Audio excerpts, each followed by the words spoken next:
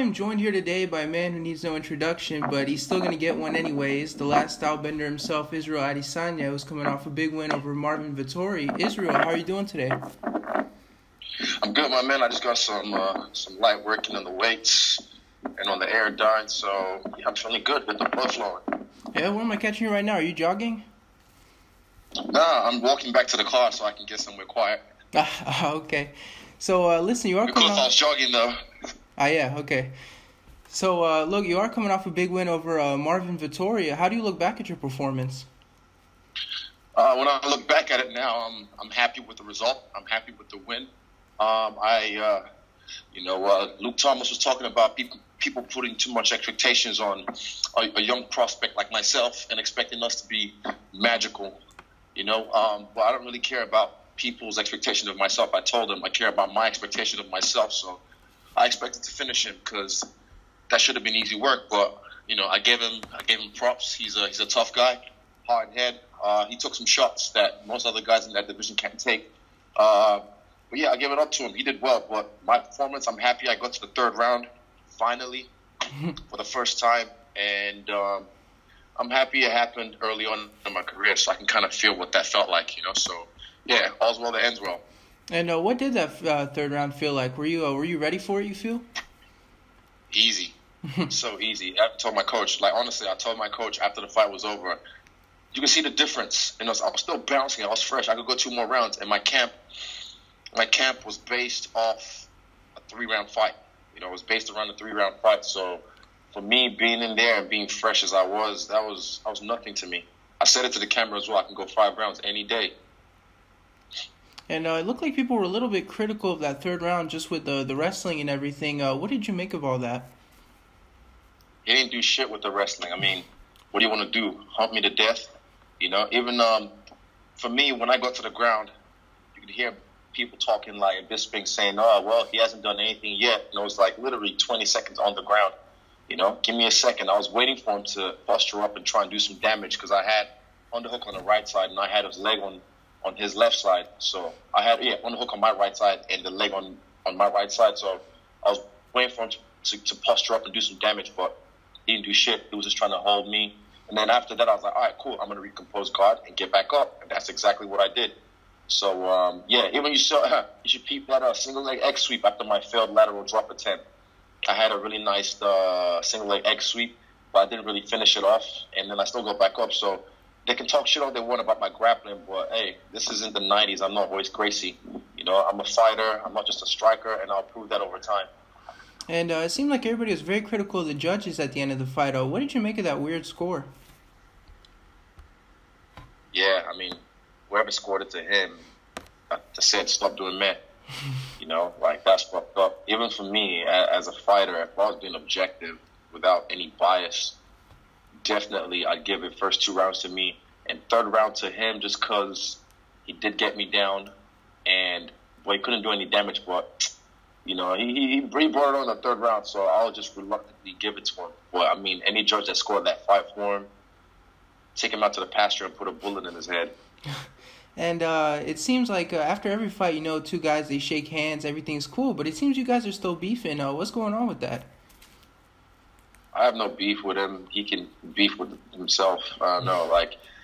He just delusional. I think it's just delusion. Like I said, for me, I'm very critical of my performance, and I can be honest with my assessment of myself. But for someone like him, if you are still delusional and thinking you won that fight and sulking about it and crying about it, then that's fucked up. I mean, how are you going to get better if you can't even be honest with yourself? If your team can't be honest with you and say, bro, we didn't get that, but we need to work on this. I mean, so he's still sulking about it, and he's saying I was being racist because I was talking some shit about spaghetti. And he said if he had been racist, then he said something about fried chicken and what? Everyone loves fried chicken and watermelon. I mean, I love spaghetti. I'm the least racist person you would ever meet. I don't know. He's just sulking. But definitely, what I really found out is how racist Italians are. Mm-hmm. So I'll be in Italy one day. I'm doing my tour of Europe at the end of the year, so I might touch down in Italy. Well, I'm wary, very, very racist. But funny thing is, they kept on calling me a monkey, and I'm like, I fucking love apes. How is that an insult to me? They're fucking beasts. You understand? So yeah, fuck him and fuck his crew. I don't know if you're familiar with soccer at all. If you know the soccer player Mario Balotelli.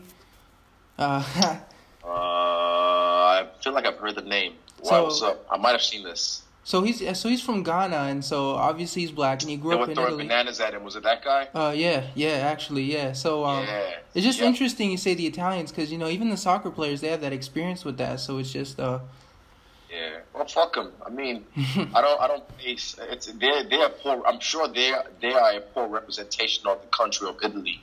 But if they're not, I don't care where you're from, what part of the planet you're from, what sexual orientation, what religion. If you're nice to me, I'm nice to you, And if that's how they feel, say it to my face. I mean, a lot of people want to act up on Twitter or whatnot. Doesn't bother me. I can block niggas easily. But say it to my face in real life, and I'll block you in real life. And so there was an article that came out that said if he sees you in public, he'll slap you. I don't know if you saw it, but how do you respond to that? He had 15 minutes to try and slap me. He was just catching fresh air. He was slapping fresh air the whole night. So how the fuck you gonna come? I'm gonna slap you. I wish a nigga would. Fuck, I'm not hard to find. If he wants to catch a flight down, he can catch a flight down. But I'll be in America again. I'll be there International Fight Week in July. So if he sees me in public, I wish a nigga would slap me. See what happens.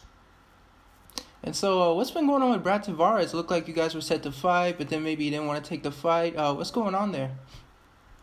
I think his manager, Ali, knows what's up. He said no. They said yes to the fight. Well, he's on his last fight of his contract. And if you're on your last fight of your contract, I'm not the guy you want to fight if you want to stay with the UFC.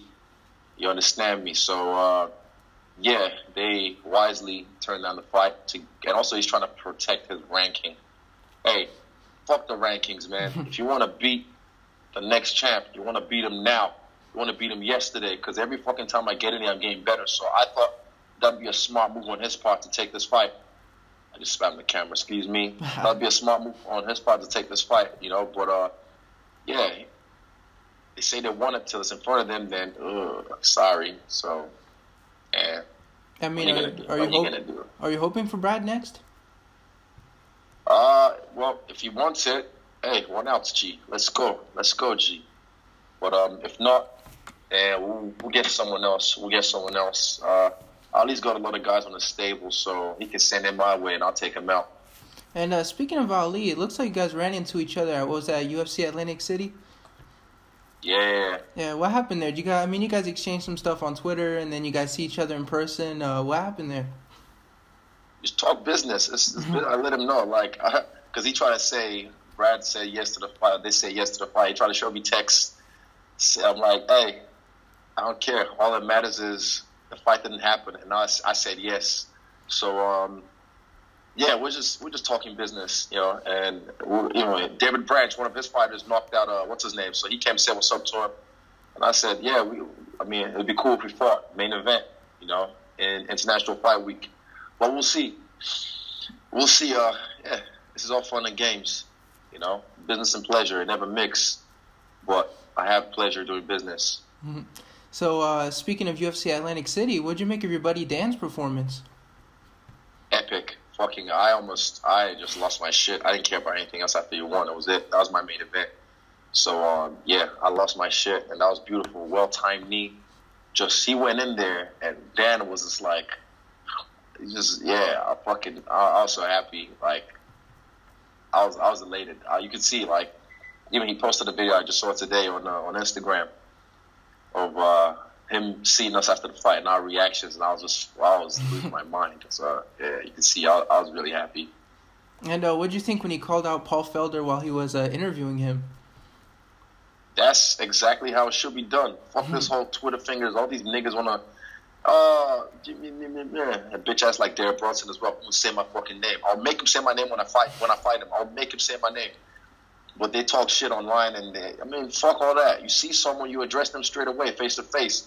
And he did it right there, He wasn't trying to be a dick about it. He just said, I need someone who's ranked. And just so happens there's a ranked guy right in front of me, so do me the honor and let's have this dance. And that's how it's supposed to be done. This is fighting at the end of the day. Fuck all this Twitter finger shit, Twitter thugs, whatnot. Just one ounce right there, 1-on-1. And speaking of Derek Brunson, what's going on between you guys? Looks like you're making fun of his striking. He's making fun of your ground game. What's the origin of that beef? He's a bitch. He's a bitch. I've seen him before. July, I think, June or July last year, UFC Auckland. He walked past me in the hotel. He had some, I think it was cutting weight, so he was sulking. But he just had some look about him because he knew who I was. He's one of those guys I said, trying to pretend like they don't know who the fuck I am. And just walk past me and show no respect. But even in my city as well. But hey, eventually, one by one, they're all gonna get it. And he's another motherfucker that kept on talking shit about me on Twitter, but won't say my name. I will make him say my name, and I'll make him call me daddy when I get him. And so it looks like you did a little tour of America while after your fight and everything. You went to Philadelphia, is that right? Yeah, I went to Philly. I went to New York. Beautiful experiences, man. Shout out to David Agboji, my man. He's a guy who fights for Lion Fight as well, and he's a model in New York, one of the most recognized models in male models in New York, and he looked after us in New York. Hospitality, I appreciate that. And Nelson as well, and Ruse, his boy. It was just beautiful. One night in New York, it was an experience like no other, you know. So yeah, I can't wait till I go back and spend some time over there and get some training as well.